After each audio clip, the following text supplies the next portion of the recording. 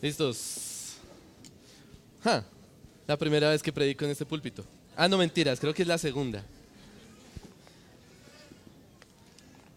Bueno, hermanos, buenos días. Les pido que abran sus Biblias en Génesis, el capítulo 29.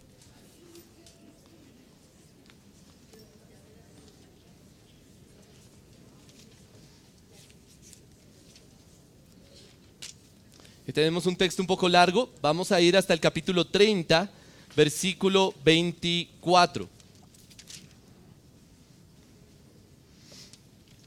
Comenzamos en el 29, versículo 1, y terminamos en el capítulo 30, versículo 24.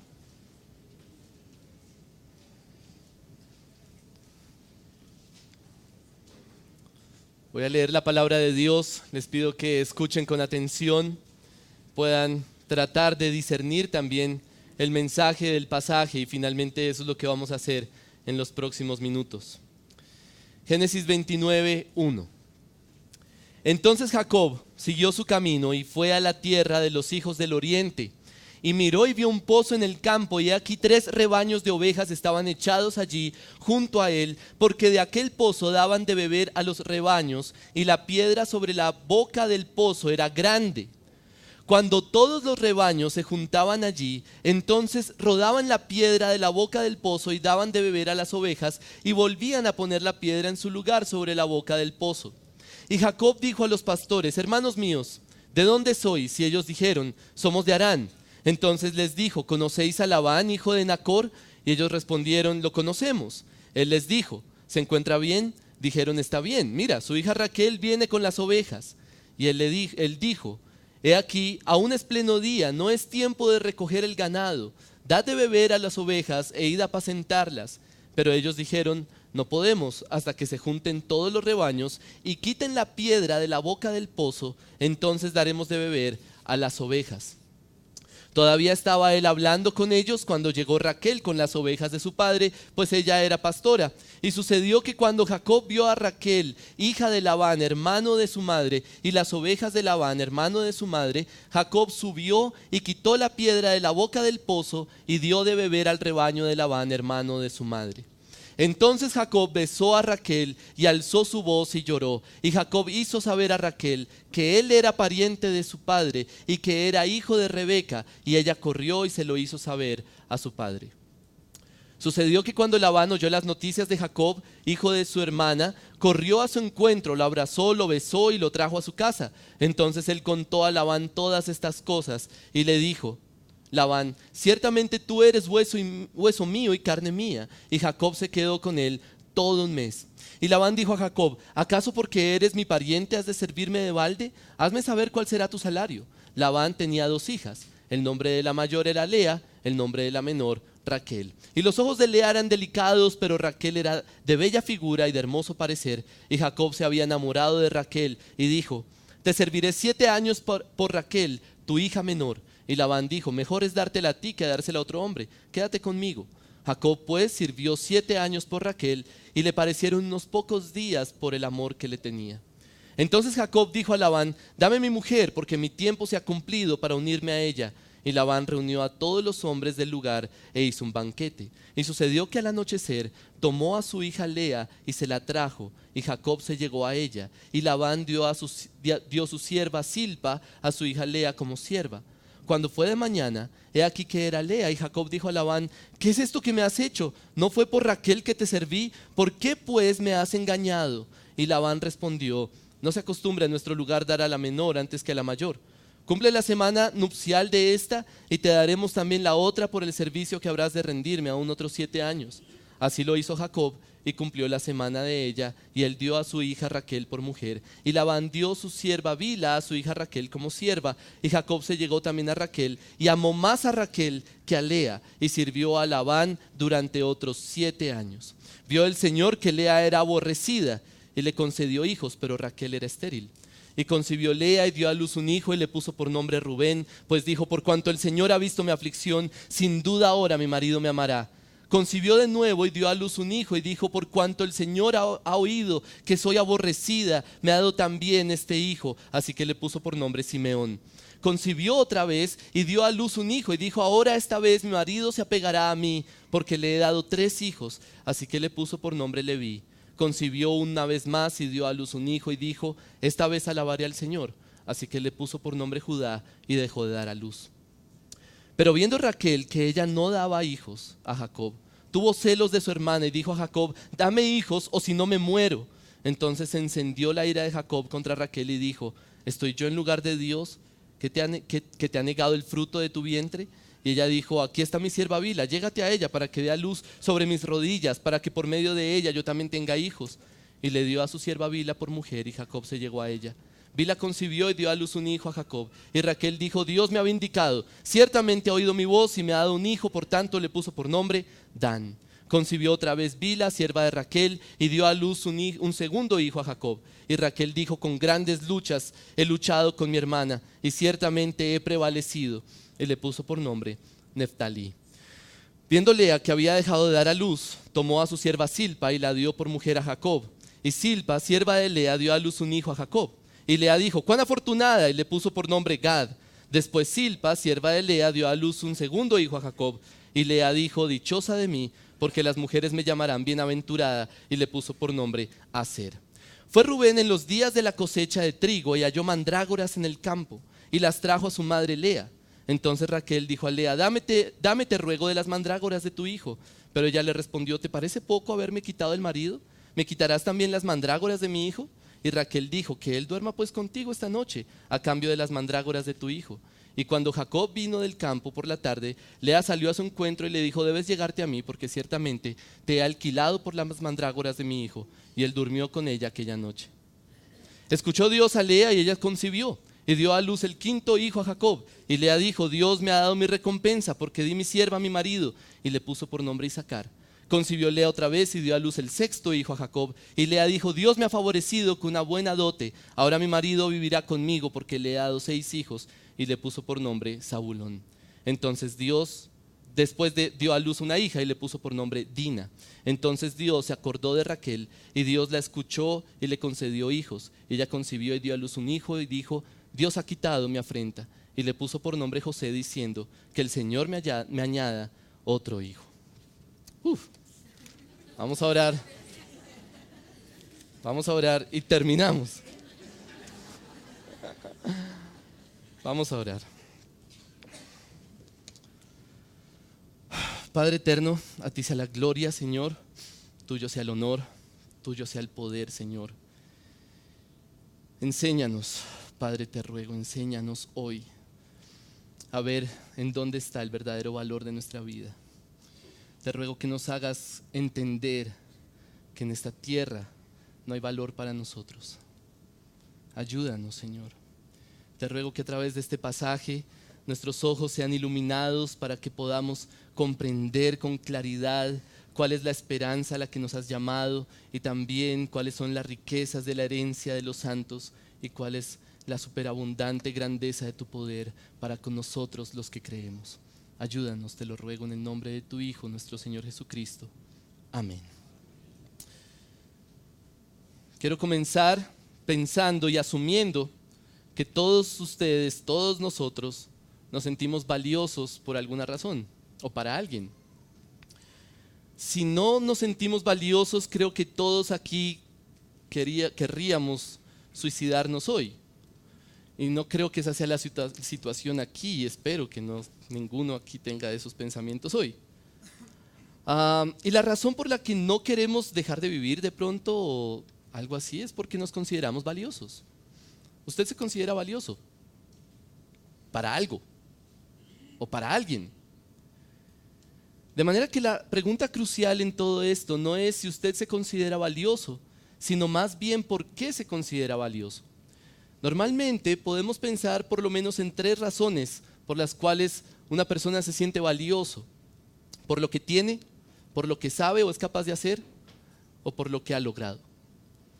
Alguna de esas 3, o las 3, o 2 de esas, no sé. Pero ¿quién no ha luchado con sentirse más valioso por algo que tiene? De pronto usted compra algo, se compró una casa, se compró un carro, y usted siente la tentación de sentirse valioso por eso. Con cualquier cosa, usted se puede comprar un vestido y se siente valioso por eso. O por lo menos lucha con esa tentación.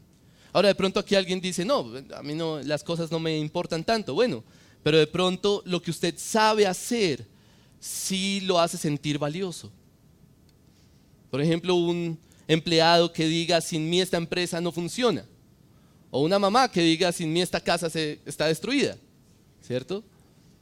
Básicamente lo que está diciendo es, vale mucho por lo que sabe hacer, por lo que puede hacer. Y entonces luchamos con la tentación de valorar nuestra vida por lo que sabemos, una profesión, un trabajo. O puede ser que usted se sienta valioso por lo que ha logrado hacer. Mire, algo tan sencillo como irse de viaje. Usted se va para Europa, está al lado de la Torre Eiffel y se toma una foto, ¿cierto? Y la sube a Facebook.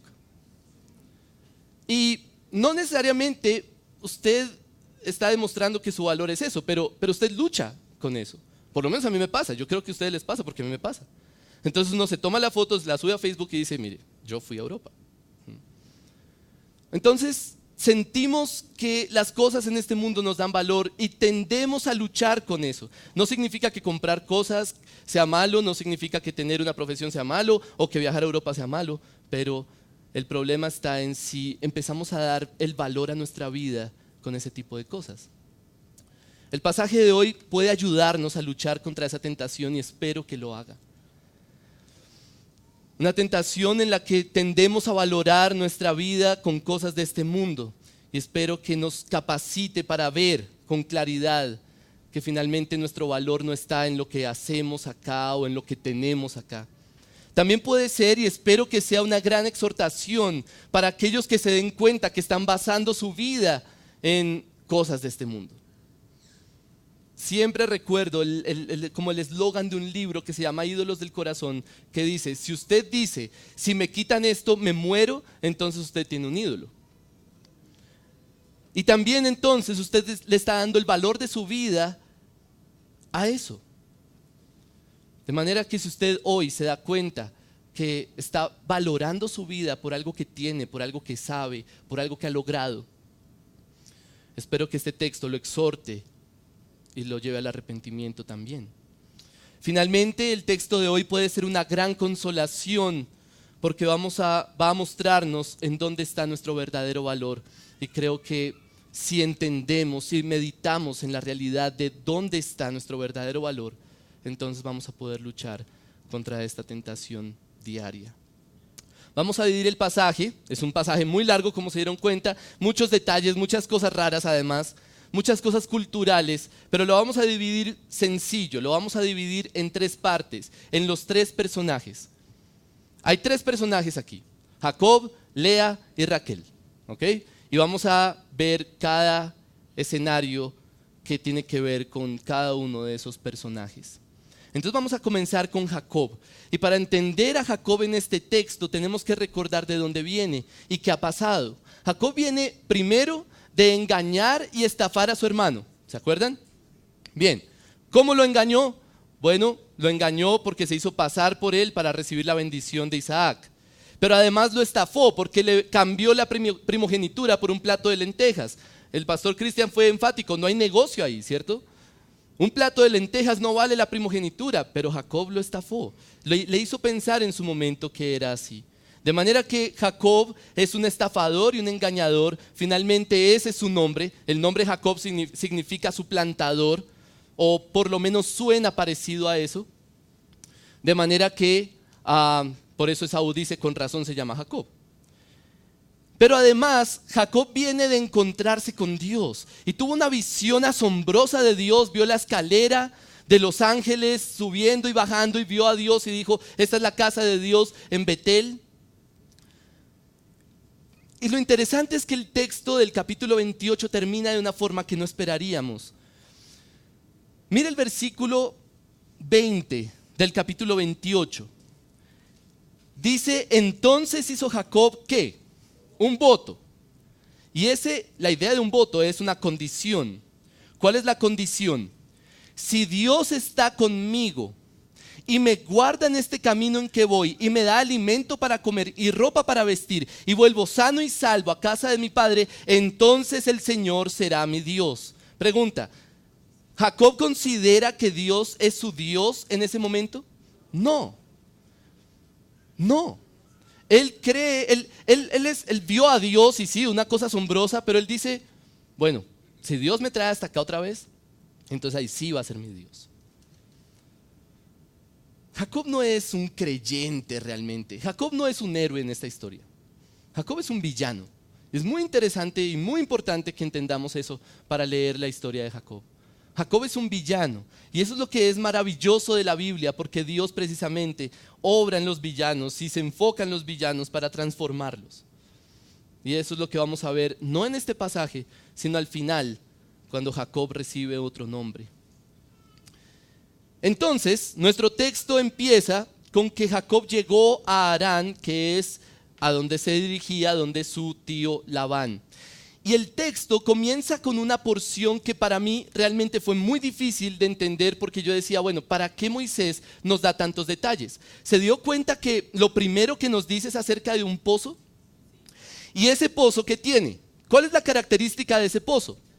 Tiene una piedra gigante, dice en el versículo 2, y miró y vio un pozo en el campo, y aquí 3 rebaños de ovejas estaban echados allí junto a él, porque de aquel pozo daban a beber los rebaños, y la piedra sobre la boca del pozo era grande. Y lo interesante es que Moisés se enfoca en esa piedra y se enfoca en ese pozo, y uno dice, bueno, ¿por qué eso es importante? ¿Por qué necesitamos saber sobre ese pozo?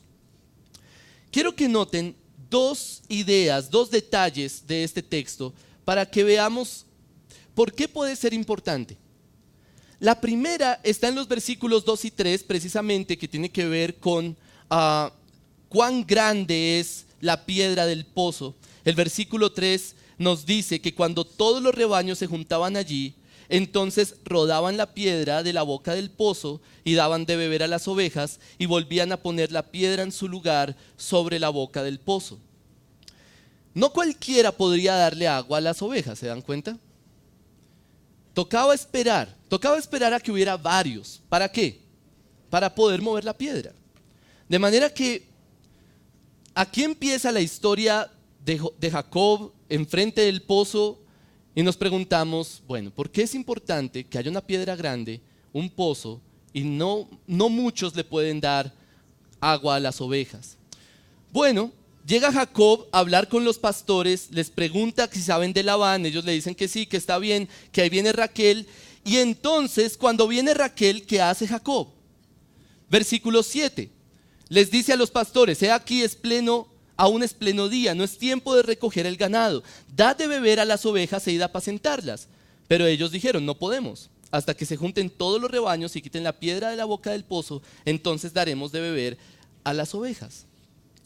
Pero en el versículo 9 sucede algo interesante. Todavía estaba él hablando cuando llegó Raquel con las ovejas de su padre, y el versículo 10 nos dice, y sucedió que cuando Jacob vio a Raquel, hija de Labán, hermano de su padre, y las ovejas de Labán y todo esto, quitó la piedra de la boca del pozo y dio de beber al rebaño de Labán, hermano de su madre. O sea que Jacob era fuertecito, ¿cierto? Por lo menos podemos concluir eso. Pero además, ¿qué es lo que está tratando de hacer Jacob? ¿Qué es lo que busca Jacob? ¿Por qué tanta importancia? Oigan, vengan, démosle agua a las ovejas. No se puede, toca esperar más. No, pues yo sí les doy agua. Y vamos a darle agua a las ovejas de Raquel. ¿Por qué es importante eso? Creo que la razón por la que eso es importante es porque Jacob está tratando de demostrar que es útil. Jacob quiere congraciarse con Labán. Quiere demostrarle a Labán que puede ser valioso en términos económicos. Recuerden que esto es otra cultura completamente. Darle de beber a las ovejas antes podía ser útil para Labán en términos económicos. Y Jacob lo que está demostrando es que él puede ayudar. Labán parece que solo tiene 2 hijas. Después vamos a saber que tiene más hijos, pero al parecer no son suficientemente grandes como para ir y mover la piedra. Las 2 hijas, o la hija menor de Labán, es la que tiene que llevar a las ovejas. De manera que hay un poco de debilidad ahí, y Jacob se muestra como fuerte. Jacob se muestra como que él sí puede ayudar y ser útil. Después, más adelante, cuando Labán se encuentra con Jacob, le dice en el versículo 14, y le dijo Labán: ciertamente tú eres hueso mío y carne mía. Y Jacob se quedó con él todo un mes. En otras palabras, Labán como que lo apreció, no solamente porque es su pariente, sino porque en verdad le es útil, y se quedó todo un mes trabajando con Labán. De manera que posiblemente lo que Jacob busca es un estatus social. Y de eso se trata la historia de Jacob hasta este punto. ¿Por qué Jacob le roba la bendición a Esaú? ¿Cuál es la motivación? Y creo que es estatus. ¿Por qué venderle a su hermano la primogenitura por un plato de lentejas o cambiársela? Y creo que la respuesta es estatus social. Él quiere ser más. Él no quiere ser el segundo. Él quiere ser el primero. Y quiere tener cierto estatus social ante Labán y ante sus parientes. Para ese tiempo, las culturas de ese tiempo, era sumamente importante el estatus social, y eso es lo que parece que Jacob quiere. Ahora, lo que quiero que noten además, lo segundo que quiero que noten, es la comparación de este pasaje con otro muy similar que ya vimos. Yo espero que al leer los primeros versículos de este pasaje, usted como que recuerde un texto. De hecho, es el texto más largo que hemos leído en todo Génesis. ¿Ya se acordó cuál es? ¿Sí? Génesis 24, cuando el siervo de Abraham va a buscarle esposa a Isaac. Y sucede algo muy parecido, ¿se acuerda? ¿Qué pasa? Este hombre llega al pozo, se encuentra con lleva unos camellos y se encuentra con los pastores allí, y él espera encontrarse con las hijas de el hermano de Sara, porque es el papá de Labán realmente. Hay un contraste, ¿se da cuenta? Hay un contraste muy grande entre Génesis 24 y Génesis 29. Y el contraste está en la actitud de la persona que está en el pozo. ¿Qué hace el siervo de Abraham para encontrar a la esposa de Isaac? Ora y ruega al Señor como 10,000 veces. Y le pide al Señor que si es su voluntad encontrar una esposa, entonces que le muestre y que todo se dé, y si no, pues entonces que no se haga. Pero todo es dependencia del Señor, y es el siervo de Abraham. Pero en cambio Jacob, lo único que hace es demostrar su fortaleza para ganar ese estatus. Creo que hay un contraste ahí. El capítulo 28 termina de una forma asombrosa. Dios dándole a Jacob su bendición. Miren lo que dice el versículo 15. Dios le dice del capítulo 28. Dios le dice a Jacob: he aquí yo estoy contigo y te guardaré por donde quiera que vayas y te haré volver a esta tierra, porque no te dejaré hasta que haya hecho lo que te he prometido. Pero Jacob no está pensando en eso. Jacob no está pensando en la bendición de Dios. Jacob no piensa en Dios me va a guiar. Señor, ayúdame, dame gracia ante los demás. No, él no pide nada de eso nunca. Él está pensando solo en su estatus social. De manera que hay un contraste ahí. ¿Qué sucedió entonces? Después del versículo 15, lo que tenemos es la famosa escena del engaño de Jacob. Y es lo más interesante. Este pasaje está lleno de ironía. El engañador sale engañado aquí. Labán le pregunta a Jacob cuál va a ser su salario, porque Jacob está trabajando evidentemente, y Jacob dice que quiere a Raquel como salario. Quiere casarse con su hija. Y la razón que da el texto es porque Raquel es hermosa. Bueno, esa es la razón por la que no pide a Lea. Pero yo creo que la razón por la que Jacob pide eso es porque primeramente él iba por una esposa, pero además, recuerden, él quiere estatus. Casarse con Labán es lo correcto entonces. Entonces, Jacob le pide a Raquel porque es más hermosa que Lea, y pasan 7 años. Él tiene que trabajar 7 años por esa mujer para casarse con ella. Y hay unos elementos culturales interesantes, pero el caso es que el día de la boda, por alguna razón que nosotros en nuestra cultura no comprendemos, Jacob fue casándose con Lea y no se dio cuenta. Parece ser que la boda era una cuestión muy solemne, de manera que el hombre no veía a su mujer o a su esposa, a su novia, hasta el momento de la relación sexual. Y en la oscuridad pues no tenía ni idea qué iba a pasar. Algo nos hace recordar la historia de Lot, ¿no? Y sus hijas, aunque eso era por embriaguez, no sabemos si Jacob estaba ebrio. Pero el punto es que no se dio cuenta y se terminó casando fue con Lea. Lo interesante y lo importante de toda esa historia, que es chistosa, como ustedes lo acaban de demostrar, es el versículo 25. Cuando fue de mañana, he aquí que era Lea, y Jacob dijo a Labán: ¿qué es esto que me has hecho? ¿No fue por Raquel que te serví? ¿Por qué pues me has engañado? Y aquí esa palabra engañado es sumamente interesante, porque es el mismo texto, es la misma palabra que sale en el texto de Génesis 27:35, cuando Isaac ve, bueno, no ve porque él estaba ciego, pero escucha entrar a Esaú y le dice: tu hermano vino con engaño y se ha llevado tu bendición. Esa palabra engaño es exactamente la misma palabra en hebreo que sucede aquí. En otras palabras, el engañador salió engañado. Y es interesante porque lo único que ha hecho Jacob hasta este punto es tratar de darle valor y sentido a su vida a través de obtener un estatus social.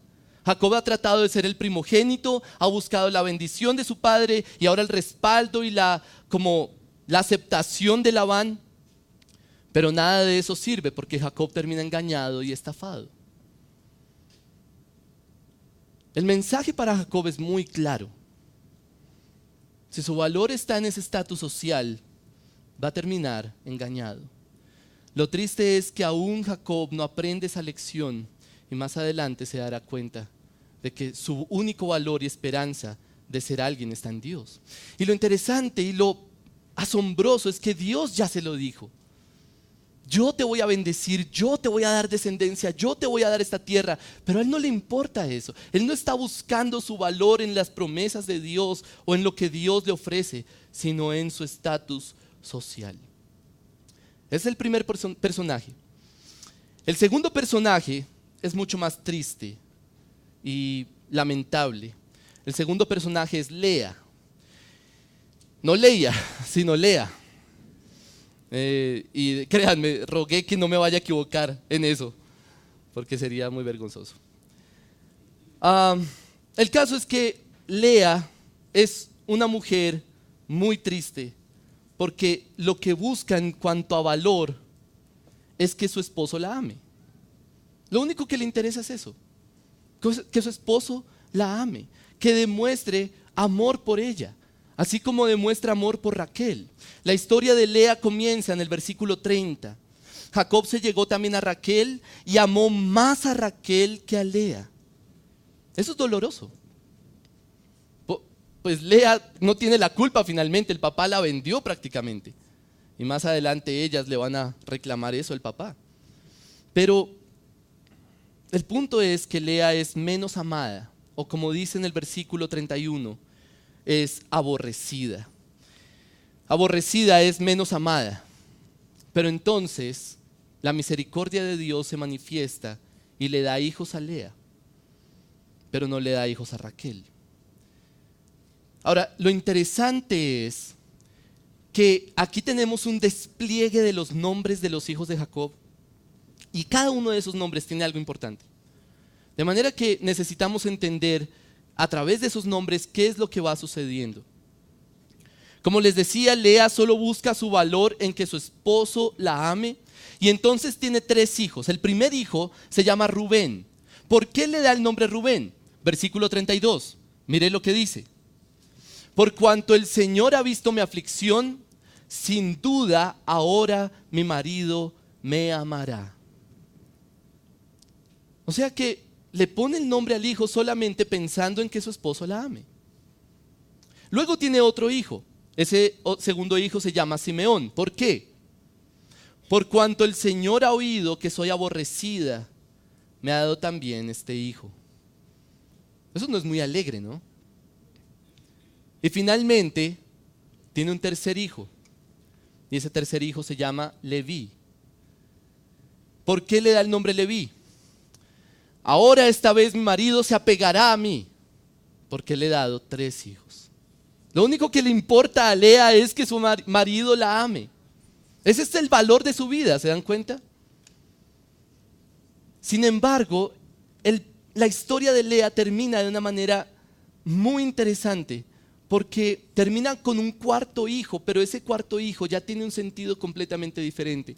Y no creo que es que Lea haya aprendido la lección aquí, posiblemente no, porque más adelante lo vemos, pero aquí creo que está un pequeño resumen del mensaje de este pasaje.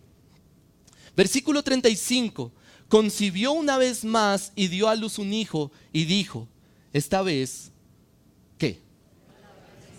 Que el Señor se lleve la gloria. Así que le puso por nombre Judá y dejó de dar a luz. Es interesante porque el contraste de Judá con Rubén, con Simeón y con Leví es que Judá no tiene nada que ver con que el esposo la ame, solamente que Dios sea exaltado. Y creo que de eso se trata. Creo que hacia allá apunta Moisés con todo este pasaje, y es precisamente el valor está en Dios.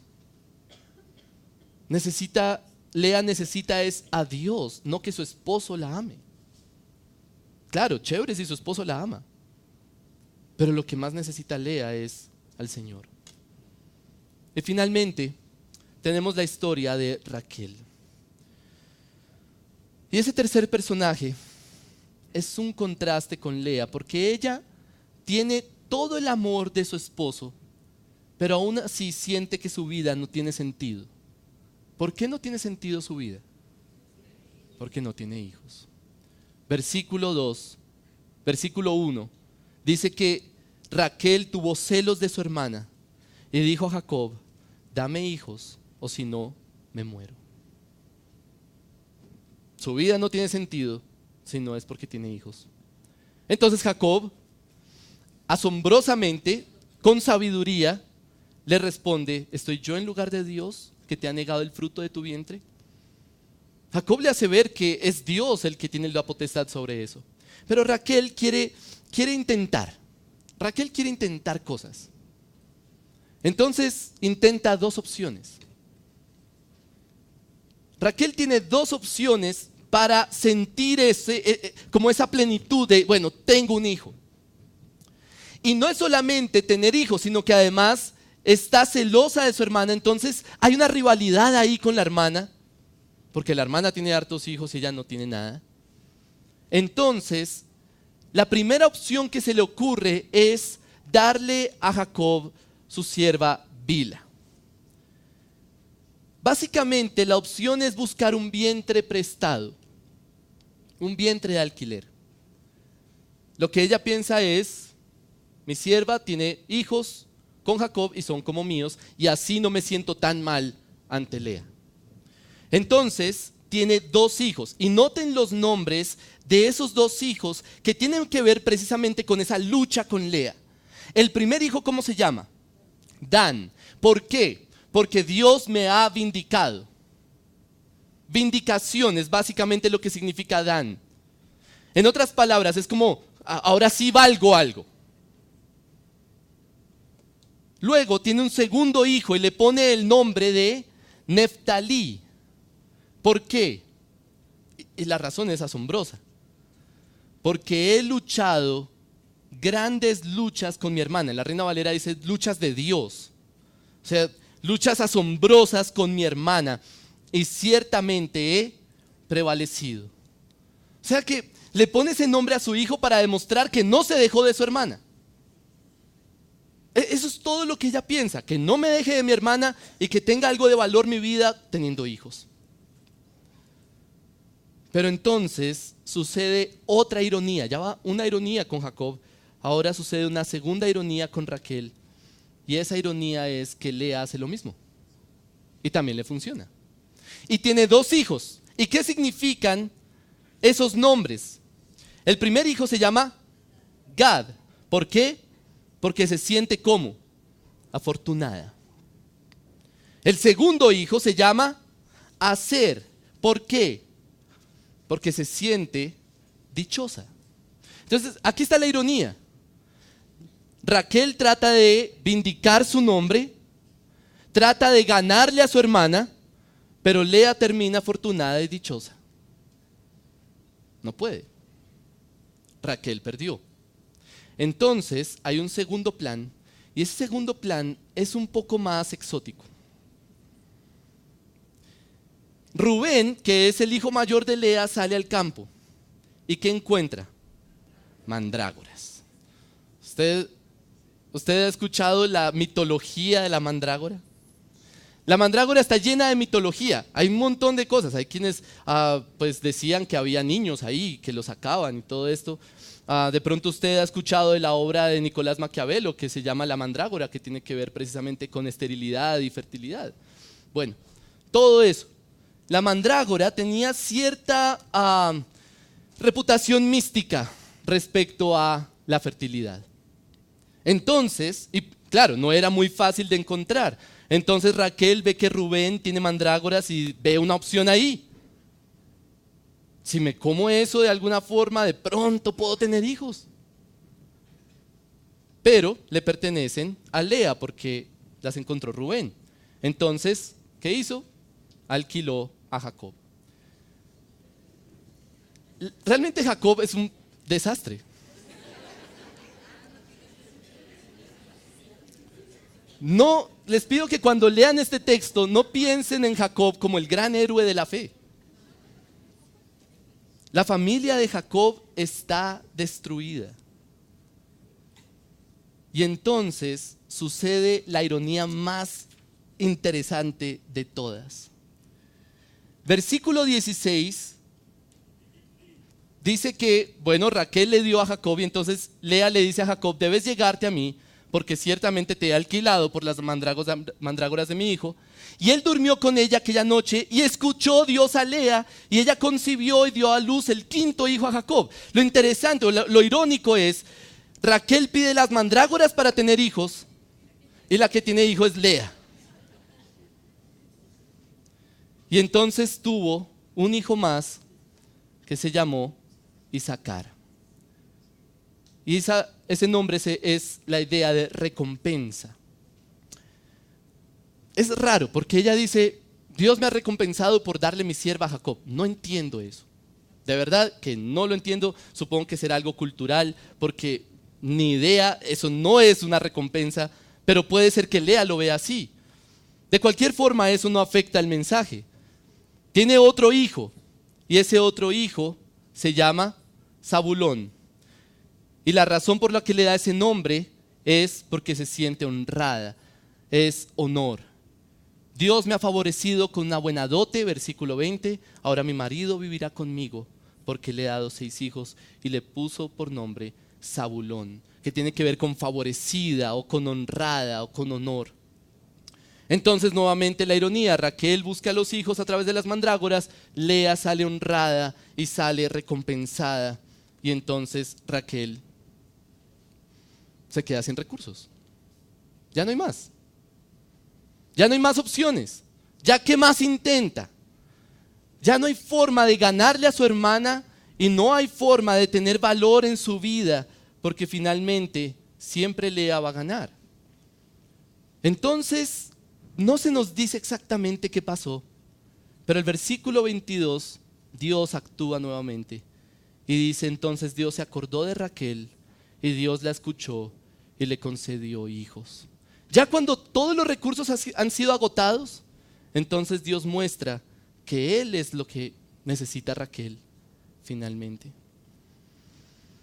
Lo interesante es cómo termina el texto. El texto termina con un último nombre, pero ese último nombre creo que encierra, así como Judá. Finalmente Judá y José son los protagonistas de aquí en adelante, y lo vamos a ver más adelante.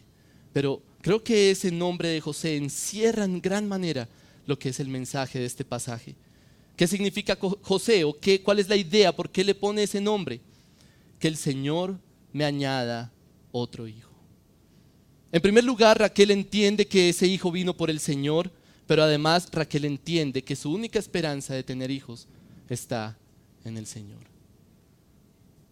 No creo que Jacob, Lea o Raquel hubieran aprendido toda la lección de Dios en este momento, pero ya vemos a Dios obrando. Dios prometió que iba a traer a Jacob otra vez a Betel.